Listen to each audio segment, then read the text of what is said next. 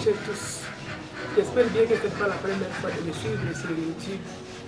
Appelez-moi Bernard Timani, je suis évangéliste laïque, membre de la communauté internationale des hommes d'affaires de plein évangile, nous disons full gospel. Si je suis de parler à propos de la famille, c'est puisque dans la famille il y a beaucoup de problèmes et de menaces et nous sommes en train de parler sur la solution. Comme nous avons parlé juste au début, la responsabilité de chacun dans la famille, d'où est venue la famille, les problèmes qui ont dans la famille. Maintenant, aujourd'hui, nous parlons de solutions sur la famille. Car nous sommes focalisés et voir dans la Bible la place là où on pouvait vraiment retrouver une bonne résolution. Nous avons retrouvé dans 1 Corinthiens chapitre 13, les versets 1er jusqu'à 8. Nous n'allons pas lire, mais vous allez lire à la maison, je dis bien, l'épître aux Corinthiens, l'épître de Saint Paul aux Corinthiens, première épître. Le chapitre 13 et le verset 1 jusqu'à verset 8. Vous allez lire, là on parle de l'amour et on montre sur l'amour. Maintenant la solution dont nous voulons parler maintenant est juste certains points que nous allons prendre. Comme il y en a beaucoup de résolutions, il y en a beaucoup de points, mais nous sommes fiers, nous sommes focalisés sur un nombre là réduit. Et dans ce nombre-là, nous avons retrouvé le premier point de parole. Donc, un couple chrétien, une famille chrétienne, une famille qui peut disparaître doit marcher sur les paroles. Puisqu'il y a 1 Corinthiens chapitre 13, on nous parle de l'amour, c'est pour tout. Pardonne tout. Maintenant, j'ai vu le pardon, c'est vraiment un élément très capital. Donc, dans le couple, on ne peut pas avoir un livre de l'erreur. Non, un livre là où on va chaque fois mentionner les erreurs. Non, ça c'est vraiment un livre qu'on doit jeter et il ne faut pas chaque fois avoir dans la famille, c'est pardonner mutuellement. Deuxième élément, j'ai vu que c'est le dialogue. Quand il n'y a pas de dialogue, on ne peut pas retrouver la solution. S'il y a un problème, il faut se mettre ensemble et partager nos responsabilités. Donc nous devons tous marcher et nous devons tous dialoguer entre nous. Si on ne dialogue pas, on ne trouve pas de solution. Maintenant, nous devons dialoguer. Le dialogue est très capital dans la famille et la résolution aussi des problèmes en famille. L'autre élément, c'est la transparence. Nous avons parlé de manque de transparence. On ne peut pas voir les comptes. Si nous autres ne connaissons pas le compte bancaire, nous avons vu dans beaucoup de familles, dans beaucoup de couples, il n'y a pas vraiment de compte bancaire qui sont clairs. Le mari a son compte, la femme a son compte, et chacun gère son compte d'une manière là assurée. Mais nous devons être clairs. On doit connaître les chiffres, les montants qui se trouvent, et on doit aussi avoir l'accès facile dans les comptes bancaires. La transparence, maman vous a donné quelque chose. Quand vous retournez, il faut aussi exposer ce qu'on a fait. Vous êtes papa, vous avez la moyenne, vous avez l'argent de salaire. Exposer devant votre femme, c'est mieux. Et là, il faut avoir la transparence dans la gestion de toutes choses. Que ce soit en fait, que ce soit en l'air, dans un plus, ça nous devons le faire, mais en famille aussi, vous le faire. Vous allez répondre tous les jours, quand on réalise quelques projets, on doit rendre compte à l'autre. Soyez très transparent. Et l'autre, c'est l'humilité extérieure et l'humilité intérieure. Il faut être humble. L'humilité extérieure, l'humilité intérieure. Quand je parle d'humilité intérieure, c'est là où je veux marteler.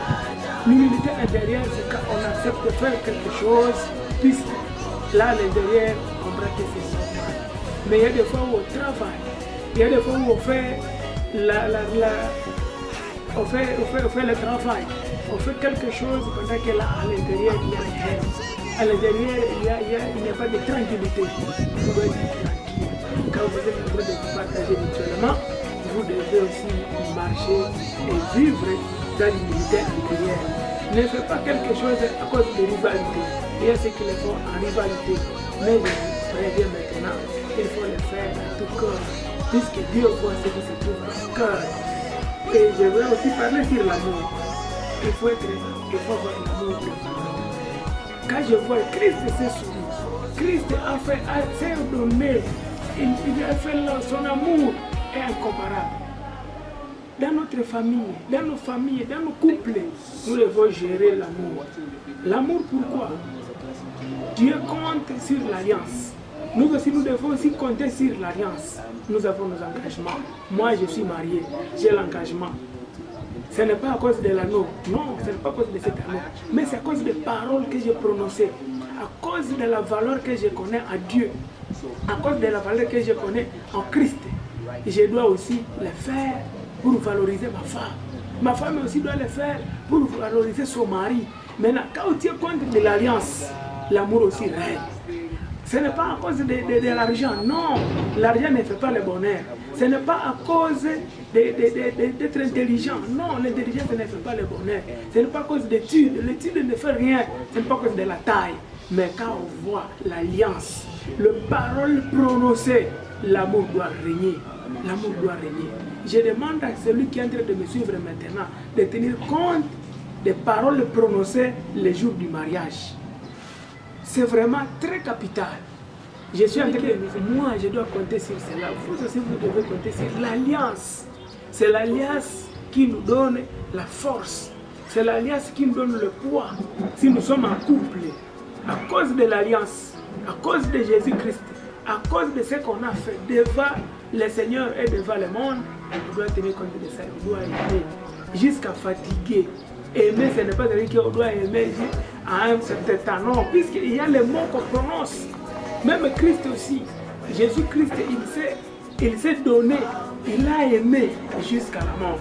Et il a aimé jusqu'à la mort. Puisqu'il avait l'alliance, il est venu chercher ceux-là qui étaient loin. Il est venu chercher ceux qui ne connaissaient pas Jésus-Christ, ceux qui ne connaissaient pas Dieu. Même Dieu aussi, quand il se souviendrait de l'alliance, c'est quand il travaillait. Quand il s'est souvenu, c'est à cause de l'alliance qu'il a fait sortir les gens de l'Égypte. C'est à cause de l'alliance qu'il nous a donné Jésus-Christ. Nous aussi, à cause de l'alliance, nous devons aimer, malgré la maladie, malgré les circonstances que nous traversons. À cause de l'alliance, nous devons aimer. Je suis en train de parler à quelqu'un qui est fatigué maintenant et ne pas se fatiguer. L'autre solution, c'est la prière en famille. Nous devons prier en famille.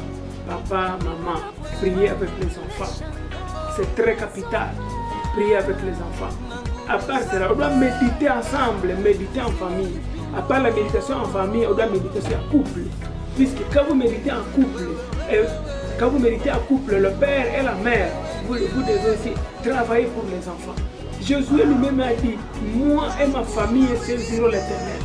Il a dit ça. Et aussi des Deutéronomes, on parle de chaque fois, parler aux enfants, qu'ils puissent connaître et comprendre ce que nous sommes, comprendre la valeur de Dieu, comprendre notre vie, comprendre notre existence et le pourquoi de notre existence. Maintenant, nous devons le faire en couple. C'est là où on doit connaître comment intercéder pour sa famille, comment intercéder pour sa famille élargie, comment intercéder pour sa nation, comment intercéder pour ses projets, comment prier. Vous devez prier pour vos projets. Vous devez prier, recommande ton projet à Dieu. Le projet sur les enfants. Les projets, il y a beaucoup de projets qui doivent nous procurer les moyens pour faire vivre et faire continuer la famille. Quand vous êtes en couple, là vous devez demander à Dieu qu'est-ce faire. Mais il n'y a pas de prière en couple, il n'y a pas de prière en famille. Dieu, qu'est-ce que Dieu fera dans votre famille? Qu'est-ce que Dieu fera dans votre couple? Aimer Dieu, aimer aussi la vie de prière, marcher ensemble. Ça, c'est une solution que je vais vous donner. Maintenant, il y a des solutions que je vais vous donner. Si vous marchez avec cela, vous allez ajouter encore d'autres, selon les règles que vous allez chaque fois lire, selon la Bible que vous allez chaque fois lire, la méditation en couple, ça vous donnera encore la possibilité d'accéder même dans les au-delà des limites. Que Dieu vous bénisse. Je vais prier pour vous. Père éternel de Tout-Puissant, j'essaie de préparer une famille qui est en train de me suivre maintenant dans mes enseignements. Le premier, le deuxième, le troisième, le quatrième, le cinquième, les séries d'enseignements sur la famille. Celui qui est en train de me suivre, est-ce que ce soit un couple, que ce soit un singleton, que ce soit un célibataire, que ce soit marié, que ce soit les enfants, qu'ils puissent avoir quelque chose. Saint-Esprit, inspire à chacun une chose qui va apporter la solution de la famille, une chose qui va apporter un soulagement, un ouf de soulagement, là où il était blessé, de trouver la solution. Oui, donne à quelqu'un le moyen de vivre et de revoir encore et de vivre encore ce qui est pour toi. Partout où tu allais, Jésus-Christ, tu parlais de la paix, tu parlais de la joie, et que nous puissions avoir cette joie, et que notre joie soit parfaite. Je prie pour ce couple qu'il puisse marcher et retrouver encore une solution qui va être réconfort pour marcher et pour vivre le monde futur. Soit notre solution, soit notre chantage. Nous te prions, Jésus.